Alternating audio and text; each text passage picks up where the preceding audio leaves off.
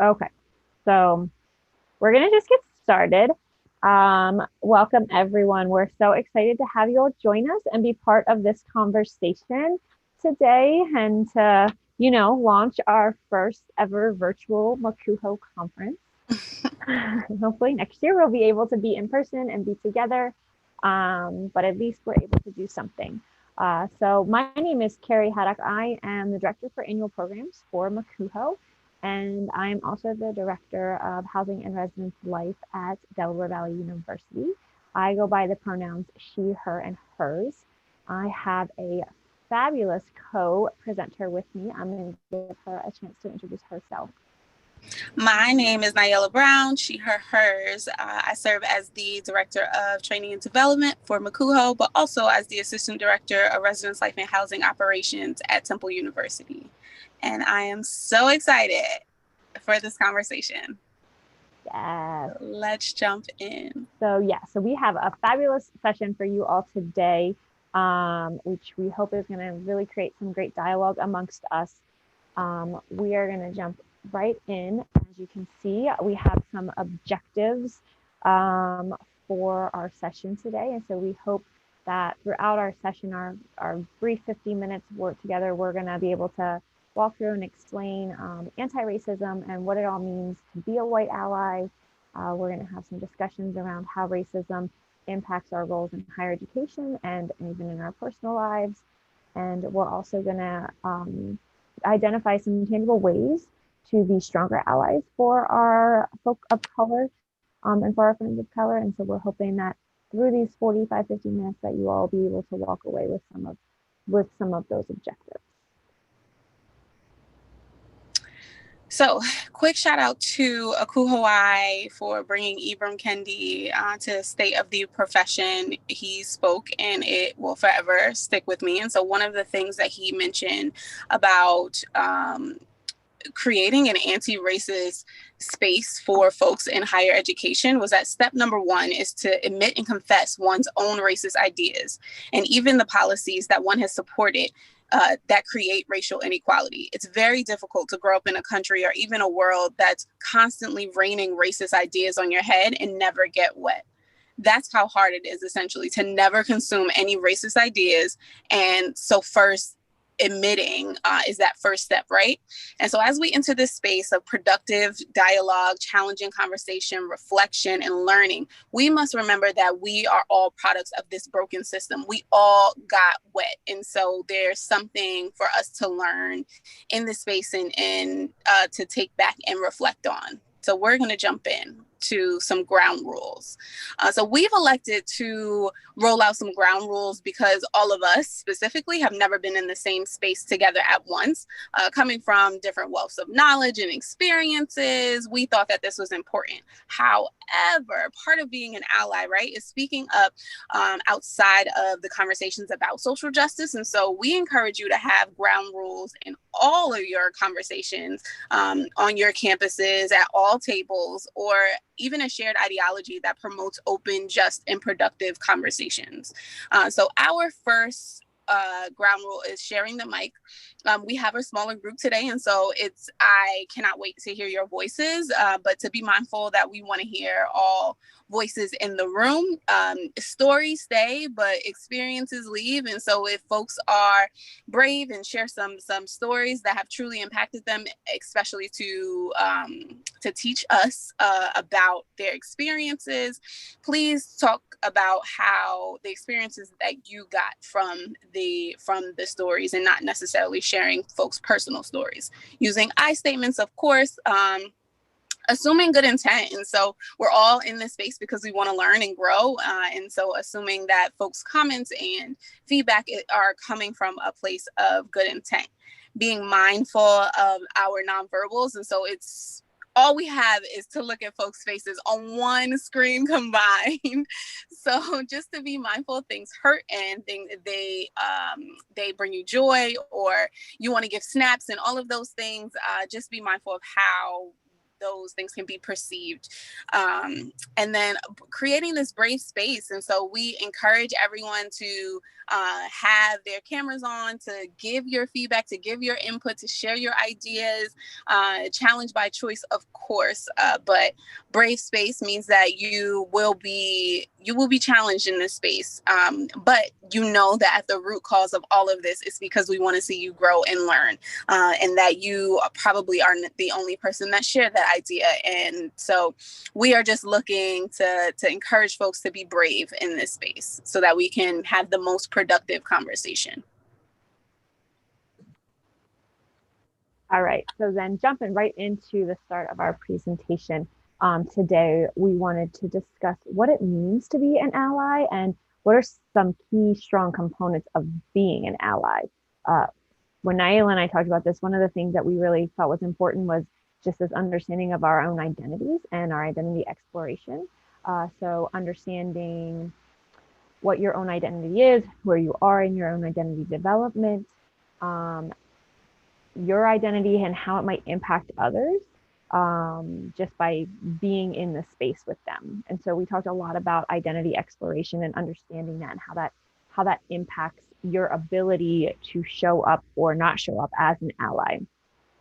We also discussed this idea of power of language and understanding language that we use day to day. And so there's a lot of history in our language. Many of our words are rooted in some sort of form of ism or oppression. And we need to do our research and understand the power and the history of our words. When we were discussing this, we talked about a few different examples. And so one of the examples we used was this term gypped. And so a lot of people are like, oh, they gypped me $5, or oh, they gypped me 10 cents. And a lot of people don't understand that word actually has some sort of racist context behind it. And so it's actually referring to people who identify as gypsy. And so there's a negative connotation with that, and assuming that gypsies are often people who try to steal money or thieves. And so it's important for us to understand that.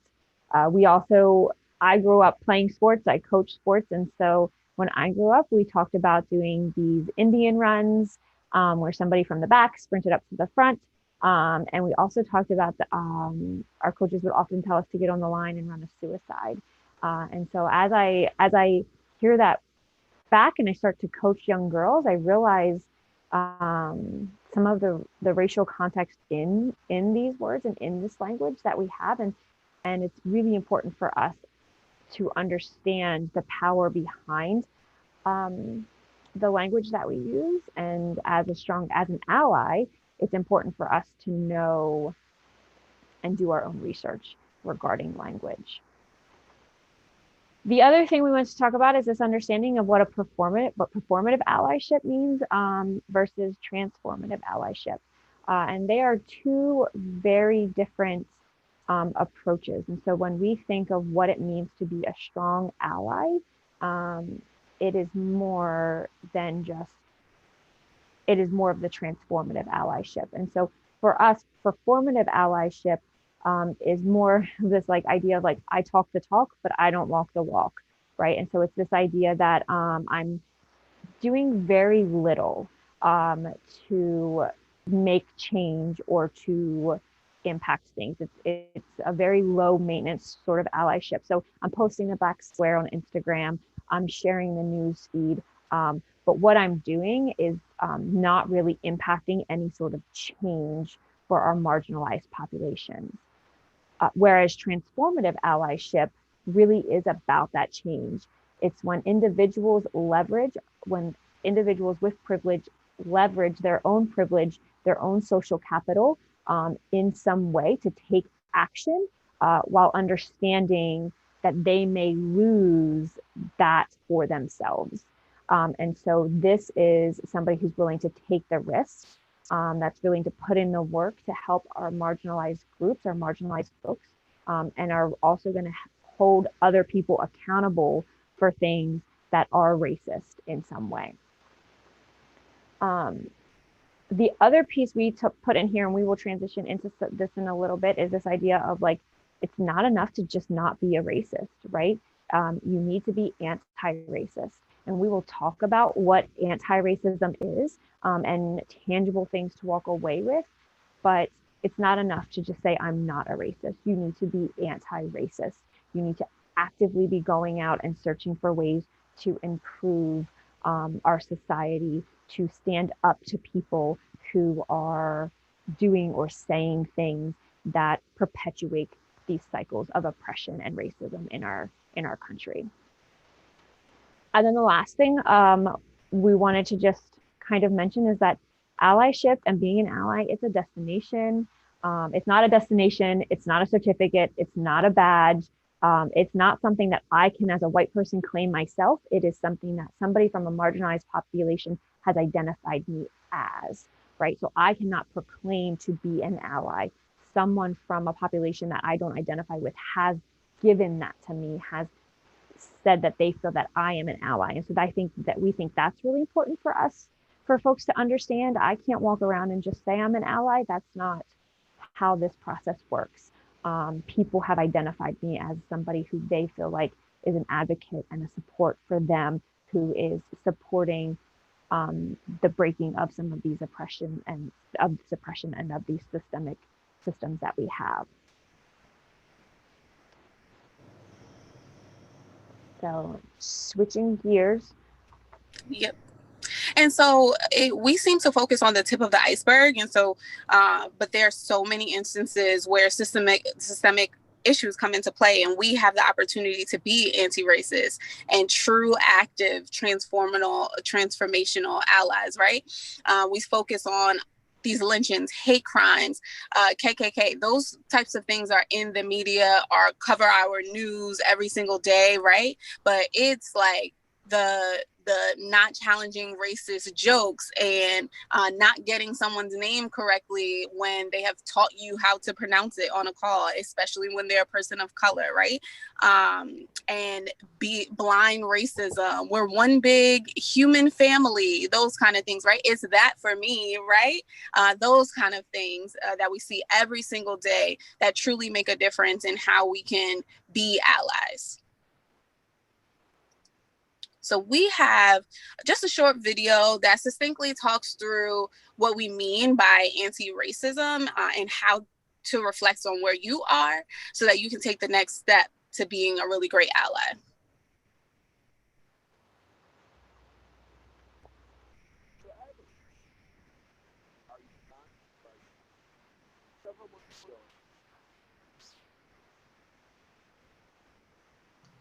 We can't hear it. You can't hear it. Crap. How do I make it so you can hear it? Yeah, I'm not sure if I'm not huge on tech, but did you share your computer sound on Zoom? If you go up to the top under the options, there's more options. It says share your audio. Share computer sound? Yep. All right, let's try this. Difference between non-racism. So I have a question for you. Perfect. Are you non or are you anti? Several months ago, in response to Ferguson, Baltimore, the killings of Freddie Gray and Tamir Rice, my friend Caitlin put up a Facebook post breaking down the difference between non-racism and anti-racism. Most of us are non-racist because racism is looked upon as some moral lapse. We feel quite self-assured by simply not being racist. I'm not a bigot. I don't sing that N-word when my favorite rap jam comes on. I didn't vote for that guy. I'm not burning any crosses. I'm not a skinhead. I don't, I won't, I'm not, I've never, I can't. What you end up with is an entire moral stance, an entire code for living your life and dealing with all the injustice in the world by not doing a damn thing. That's the great thing about none. You can pull it off by simply rolling over in your bed and going to sleep. So why are you sitting at home and watching things unfold on TV instead of doing something about it? Because you're a non-racist, not an anti-racist. Now do this for me. Take the C out of racist and replace it with a P. I'm not a rapist. I'm not friends with any rapist. I didn't buy that rapist last album. All these things that you're not doing. Meanwhile, people are still getting raped. and black boys are being killed. It's not enough that you don't do these things. You're going to bed with a clear conscience is not going to stop college students from getting assaulted. You thinking climate change is terrible is not going to stop climate change. You being so assured that you're not anti-black, anti-Muslim won't stop the next hate crime. And it's wonderful that you recognize how brave gay people are when facing persecution, but they aren't the ones who need to be brave. We need to get active. We need to hold people accountable. We need to accept that what hurts one of us hurts all of us. And we need to stop thinking that injustice going on in the world isn't to an extent our fault. We need to stop being none and start being anti. Racism is a business. For centuries, it has underpinned global economic exploitation. Okay, and so that was just a quick explanation of why we should be anti, right, over non-racist. And so let's jump into understanding racism and how it evolved. So this is based on Ibram Kendi's new book, How to Be Anti-Racist. And so he gives out a few different points. And so we've kind of summarized them into some tangible things that we can apply and take away in higher education. So the first is kind of going through some terms of racism. It's a combination of racist policies and ideas that causes and maintains racial inequalities, right? An example of a racist idea is that generally people hold is that Black people are more dangerous than white people. And so that in itself has you to react in certain ways given certain scenarios. If you find yourself in a car and a Black person walks by it and you go to lock your doors, how have you unconsciously, subconsciously, held on to that idea that Black people are more dangerous than white people, or clutching your purse tighter when someone walks into the room, right? Another example of this as it relates to policy is thinking about in 2004 when Ohio had folks that required newly registered voters in the federal election to submit their registration forms on this particular expensive kind of paper, which made it harder to register, right? The policy, it said that it was to all newly registered voters, right? Regardless of race, but the largest percentage of newly registered voters that year was Black. Which means that the policy promoted racial inequality. Then we jump into anti-racism. Anti-racism is a collection of anti-racist policies and ideas that cause racial equity. An example of an anti-racist idea is that belief that no race, culture, or subculture is better than yours. So if we think about our history and policies around immigration, the Refugee Act, the Immigration Act, and that all encouraged immigration to the United States from non-European countries, right? And although in some ways it seems like we favored non-Europeans over European immigrants, the act was really anti-racist because it promoted equity among immigrant groups. So in other words, right, they aim to rectify the current historical imbalance that favored white immigrants.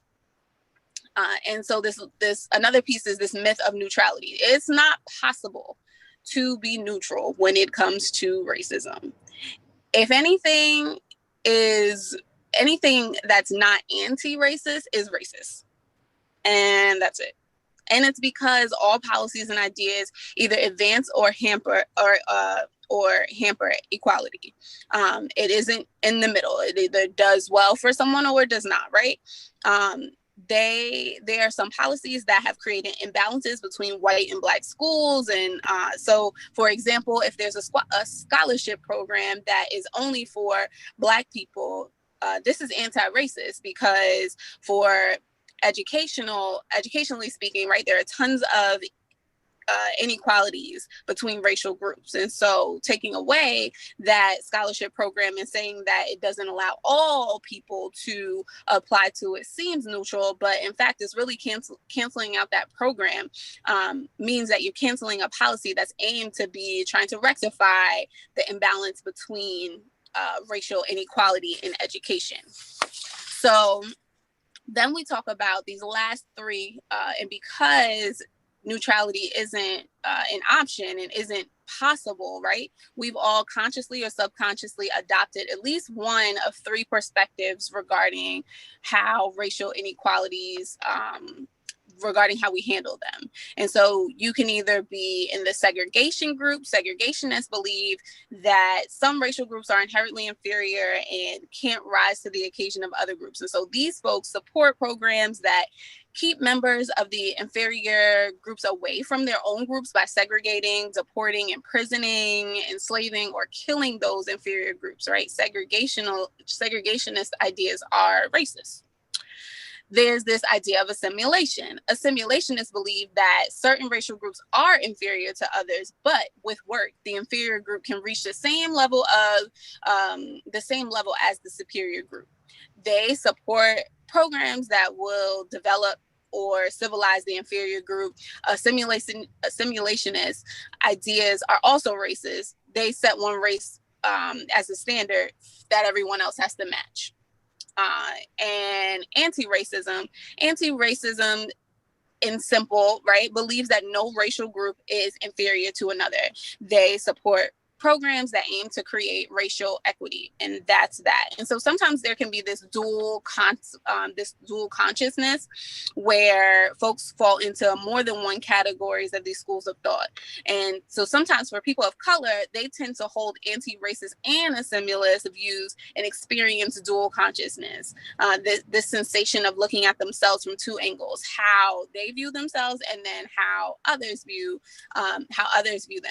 So, and anti-racism should suggest, right, that nothing is wrong with Black people and that they are perfectly capable of achieving their own success. But this assimilation suggests that Black people who aren't as successful as white folks, that is due to these negative behaviors or characteristics of the entire racial group. So that's just an example of some more of a common school of thought from folks. So the second step that from Ibram's book that he really discussed was this idea of becoming aware of your own subtle racist ideas that you might knowingly or unknowingly support. And so he talked a lot about the different types of racism, which are also connected to the intersections of one's identity. So to be anti-racist, it's important for us to become aware of these subtle racist ideas that you might have or might unknowingly support or even just reinforce. So some of the racism that he talked about was biological racism, ethnic racism. He discussed heavily colorism, bodily racism. So the example that Nayela gave about people viewing Black folks as dangerous, right? Clutching of the purse, those sorts of things. That's an example of bodily racism. Class racism, gender racism, queer racism, and he even discussed space racism are all forms of racism that are connected to the intersections of identities. And all of these forms of racism have policies and ideas associated with them that cause and maintain these racial inequalities that we are discussing today. These forms of racism are a combination of some of these policies, ideas that are continuously embedded in our society and in our culture. I am not going to go into all of these for time's sake, but I do really encourage you all to read Ibram's book, How to Be an Anti-Racist. He does an excellent job of explaining what each racism is, how it's evolved, and then even his experience with each racism as he's faced it throughout his life. I will give just one or two quick examples. And so we did talk about the bodily racism with Nayela gave was a perfect example of that. One example he gave about this idea of biological racism was really so in 1991 they did a survey, right, about where the survey revealed that 50% of people believed that Black people had more of a natural physical ability than white people did. And so this idea was that was created in a sense or a way to find a biological, quote unquote, biological difference between racial groups, so that we could arrange our racial group, we could arrange people based on race in a sort of sense of hierarchy. And that is really important for us as we think of society and how we function in society right now. You always have to check the box, right? And depending on, a lot of times, depending on the color of your skin, really impacts kind of where you're seen in that hierarchy today. And those are really, really important things for us to be mindful of as we are going through and challenging some of these ideas or policies that we may knowingly or unknowingly support. Doing your research, understanding the history, how it's evolved, understanding some of these subtleties in some of the policies and where they've come from, all will get you to the next step of anti-racism. And so this final step is just to start supporting anti-racist policies. And I think that is easier said than done. It's hard to even identify them. But we first have to acknowledge that the problem is caused by policy and not people. It's these deep-rooted issues in policy that have been ingrained in us that have resulted in the way that people behave or treat others, right? Acknowledging that racial equality is intersectional, the way that Carrie just explained, related to class, gender, sexuality, all of those things, coming up with anti-racist policies to replace them, getting connected to anti-racist policymakers to getting new ones, voting, all of those things impact the way that you start to support anti-racist policies, and then practicing and deep diving into the policies that come out at your institutions, within your department, doing a deep dive to think about how they may or may not be anti-racist. And so to bring it a little closer, right, some racism in higher education. And so the biggest thing that came out top of the month was this executive order from the president saying that diversity training was offensive and anti-American and race and sex stereotyping, and it was scapegoating, all of these things. And so the White House says, well, to identify some of this criteria about this diversity training, we want to, first of all, cancel all of the diversity training. If you don't, then that will result in folks losing funding and all of these things. And so they have decided that folks need to search by the criteria of keywords like white privilege, systematic racism, unconscious bias. So trainings that include words like that, they are trying to take away. And so schools like Texas State have already halted all of their trainings as it relates to diversity because they have a fear of students losing their federal funding. What is that truly saying? If we were not educating folks on our campuses, right? How is that meeting the needs of our students and creating this safe and welcoming campus? And is it anti-racist for institutions to continue to move as such and not offer and not educate folks? Then we need to think about the impact on folks of color. And so the national movements, the pandemic that's disproportionately impacting those of color, the election in general, healthcare repeal, what it means for folks of color to interact with medical professionals because of the racist policies deep rooted in that area as well.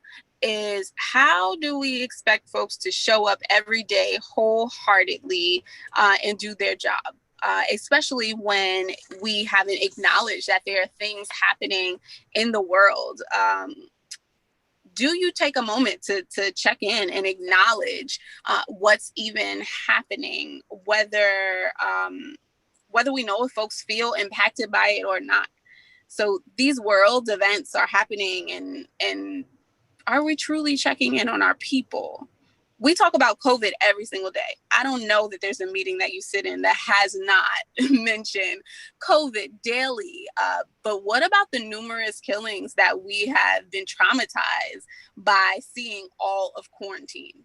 how often do you bring those up in conversations when supporting colleagues and thinking about what it means to be anti-racist, and what kinds of things do we continue to repeat in higher education?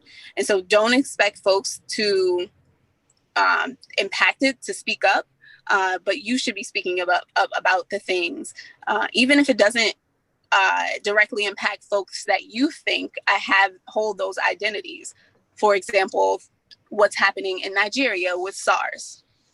We don't have folks on our team that necessarily identify as Nigerian, but I have a ton of Nigerian friends. Have folks checked in with me, or have we brought it up in conversation about what are the impacts on that and how folks are able to show up to work based on what they're struggling with themselves?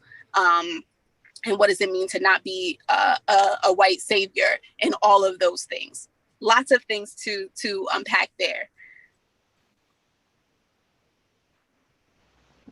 So we also wanted to just discuss and review kind of like ways that we can educate ourselves, educate others, show up for our friends, family, and even while keeping all of that in mind, making sure you're also checking in on yourself, right? And so to be a strong ally, you need to understand the history, you need to do your research, right?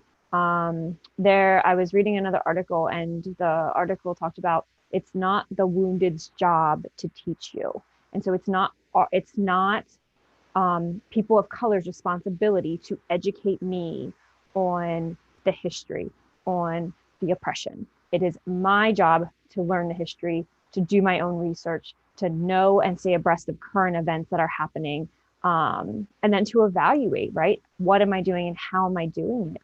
To make sure I'm listening and hearing, supporting my black folks, my black friends, my black colleagues, supporting them, understanding my role, and that I am not always on the front lines, holding the sign. I'm not always creating the rallies. I'm not always doing the action. Sometimes I am showing up to support. I am behind the scenes. I am doing my research. I am staying aware. I am sharing something. I am taking action in the way that is helping to support my friends, my friends, my family, my folks of color, but not taking away from them. And so I think that that's really important for us to keep in mind as allies. It's also making sure you know your resources, books, podcasts, people to follow, being aware of all that. To really be an ally for our folks of color, we talk about supporting small businesses, right? And what that can do for our economy. It helps close the wealth gap between races. It strengthens the local economy. It supports the local community. It creates visibility and representation that we don't have, but we should have. We also then talk about self-care, right? And so it's important for us to understand and to know that missteps are going to happen. And when that occurs, it's not trying to explain, it's not trying to rationalize, it's not trying to justify why you did the thing that maybe offended someone. It's simply apologizing. It's simply saying, I am sorry, understanding and owning that you will never get what somebody else is experiencing based on the color of your skin. So you're forgiving yourself for the missteps. You're acknowledging that you made the mistake. You're self-monitoring it. And then you're moving on and you're doing better the next time. And those I think are really important when we're talking about how to show up for folks. Those are some really key points to keep in mind. So what can you do at your organization? A ton of things. So let's start at the foundation, right? Explaining and reevaluating what your mission, values, purpose statements are. Do you even have one? Does it specifically speak to white supremacy, systemic injustice? How do you ensure that your students and staff know those expectations for treating each other justly? And do they feel comfortable speaking up about anti-racism? It's about evaluation of policies and procedures embedded in racist ideas. think about your staff of color working with their campus police. And so that's something that we're currently going through at Temple. Think about the fees associated with conduct. And if you are assigning folks to outcomes that may or may not be associated with punitive fees, it's who can afford that, and are there alternatives to what those outcomes could be, so that learning still takes place. Housing inequalities based on cost, which I know a lot of us are aware of, because we have these brand new fresh buildings that we have to pay for, and so we charge more. But who are we leaving out, and what kind of populations and pieces of segregation are we encouraging by those things happening? And then, of course, about training, recruitment in your website.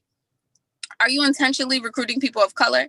Doing research about what it means to recruit folks of color on your staff, and providing support when they're actually in the role. Representation matters, and who's on your website, who is on your staff, who's the front-facing staff, who is the cleaning staff versus the folks who are perceived to have more power. What do those things look like? It's important to acknowledge it, but also to make some change. So also in reference to the community that's surrounding you. And so being at Temple University in an urban neighborhood, we would be doing ourselves a great injustice if all of our staff in our department didn't reflect also the community that we live in, as well as our student population. So we have just a few minutes left. So we are going to jump into some chatting. Yeah, so we wanted to know, we've given a lot of information, shared a lot of thoughts, maybe some of it's new, maybe some of it's not, but wanted to kind of create an open dialogue. How are we doing? Where are we at physically, mentally, emotionally, with everything going on, knowing the current climate, based on everything, how are we feeling? And then how does all of those emotions, right? How we are doing as individuals impact our ability to show up as allies? So I am going to actually stop sharing my screen and just kind of let it open. People are able to unmute as they want to speak. And I'll just also check the chat in case there's any questions. So how are we doing?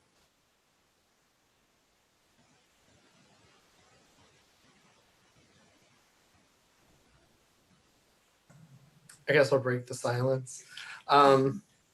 Doing good, doing well here, surviving and thriving the best we can during these crazy times. But I definitely think, I know for myself, this is a personal journey I've been focusing on a lot more.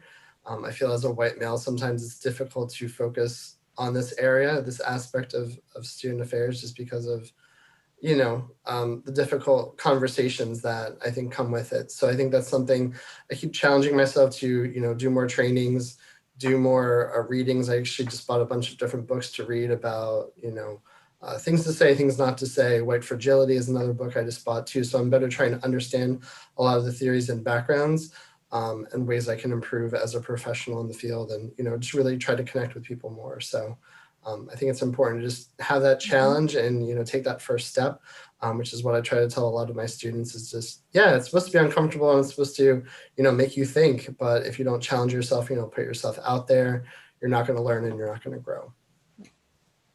I think that's really important. I think it's also important to understand why we're uncomfortable in it, right? And so we're uncomfortable because we're not educated. We're uncomfortable because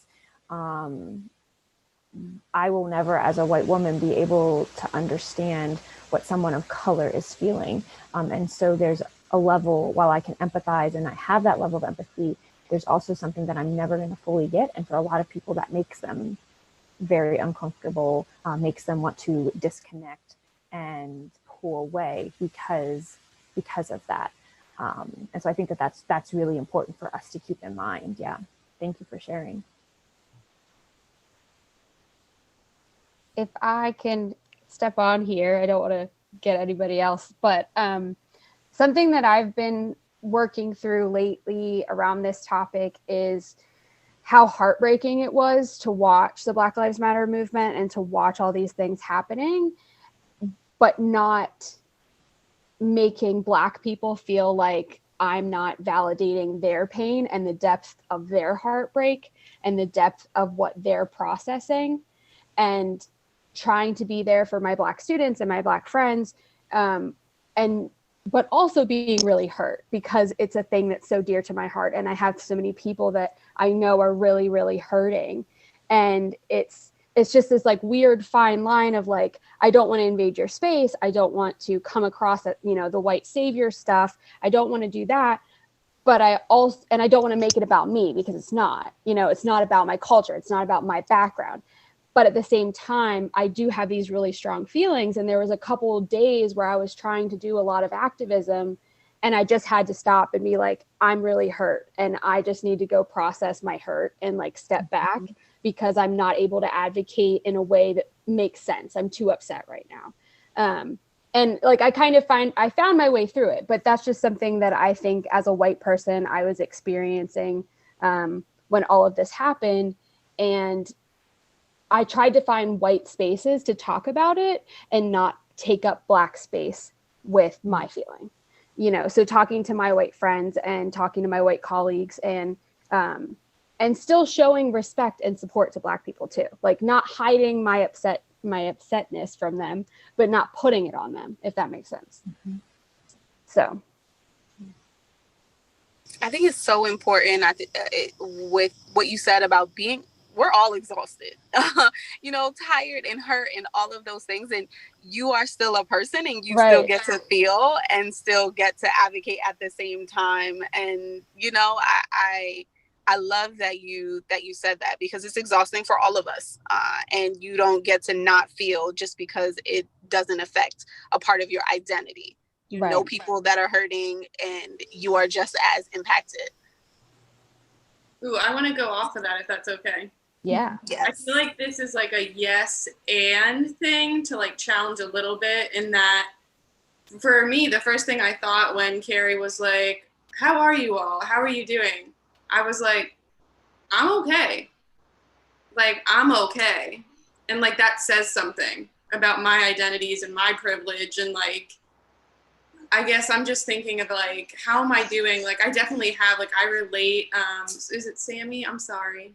Yeah, Sammy. I relate. Like, I have those moments where I'm like freaking overwhelmed or pissed off or emotional about everything going on. And then I I have that moment where I remind myself that this is a moment for me. Mm-hmm. This isn't a life for me. Like, this isn't a day in, day out, every hour of every day, everywhere I go, every time I walk into a space, into a room, into work, into the mall, into a parking lot. Like, this is when there's a headline, or when I see something, or when a friend tells me something. Like, I just have to remind myself that it's a moment for me, and like the privilege in being able to, like, I don't know, I struggle sometimes with like the mental health narrative as someone who has mental health conditions and is like medicated for it and everything, like big proponent of mental health advocacy. I get it. And I feel like if you're white, sometimes you need to like suck it up and like find a way to like re-engage. Like, if you need, that 5-10 minutes or whatever to like take a step and take care of yourself, but whatever you need to do to get back in there, because this is just a moment for you. So sometimes I struggle because I have to remind myself of that constantly, because if not, I get lazy. No, I totally agree with that. I think you said everything I wanted to say. And being overwhelmed can feel paralyzing at times, like you said. And so folks have to remind themselves to keep going and use that as fuel, right? If this is just a moment for you, the folks that you care about, how does it feel for them too? Yes, for this to be their life. Exactly. Yeah. And the resiliency in that. Like, I think that's the word that I've been thinking about a lot lately, is like I've seen a lot of people talking about how white people can turn it off, and like we can turn the TV off and we can just go about our day and we can forget about it. And that's not the case for Black people. And yet we're the ones breaking down. Like, not to say Black people aren't, but there's this strength and this beauty and this resiliency in that community that I want to emulate. You know, I want to learn how to be that resilient and to get back up and deal with the stuff that they deal with every day. And, you know, like, I have my own struggles and I have my own disadvantages. And I think that's kind of why I get so connected to it. Just from all the people I've met in my life as a low income person. But yeah, I agree with everything you guys are saying.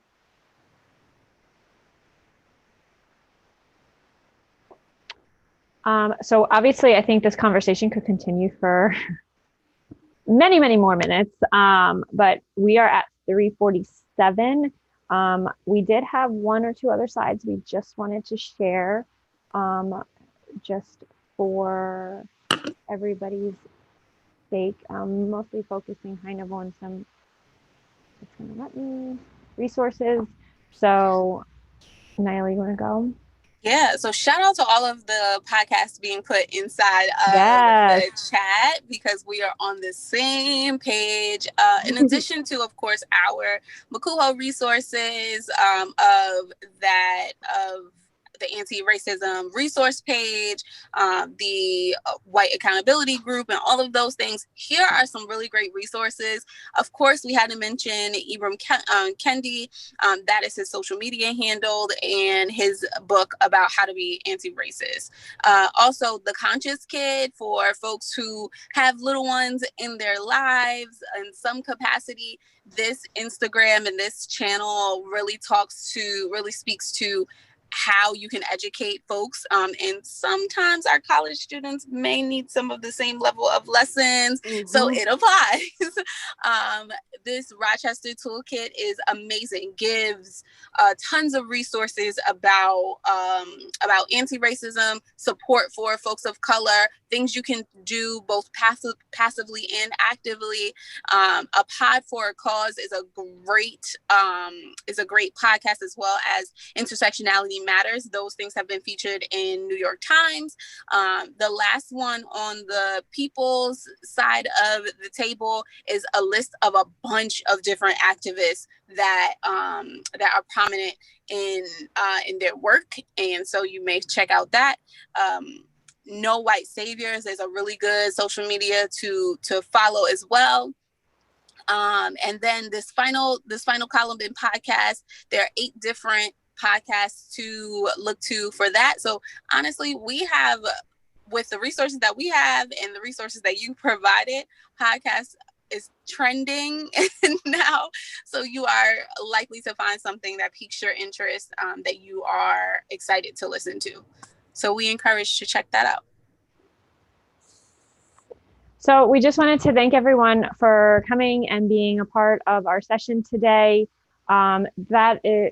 You have our emails listed. You're welcome to reach out to Nyla or I at any point. We'd be happy to connect with you.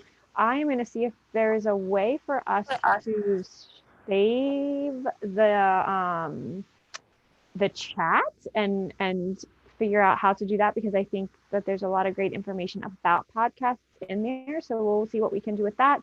This also was recorded, so it'll also be up again on the website in case you all want to go back and reference any of those resources specifically, or reference any of the information. We encourage you to do that, encourage you to share, but really wanted to just thank you all for coming and being a part of our session and having an open dialogue. I am going to turn it over to Chancey, who I believe might have something about the evaluation. You guys did an amazing job. I just want to start by saying that I want to give you guys a virtual clap because you guys really deserve it. Thank you again for presenting on this. So pretty much I'm just here as a moderator just to drop the link to the program evaluation. I did just put the link to it in the chat. If you guys could just please and take some time to fill out the program evaluations. They really help with the feedback for the Leadership Council, the Executive Board, and the presenters as well. And you know, it's just good practice for us, and they don't take that long. As someone who's been to Makuho a few times now, they literally don't take that much time to complete. That's all I got. So. Great. And I am being told that they will save the chat and email it to Naila and I. So if you want the links and stuff in the chat, please just shoot us an email and I'll be happy to share it with everyone. Okay. All right. Well, thank you all so much for coming. I really appreciated your attendance. We hope you enjoy the rest of your conference if we don't see you. And please don't hesitate to reach out. Thank you. Thank you. Bye. So much.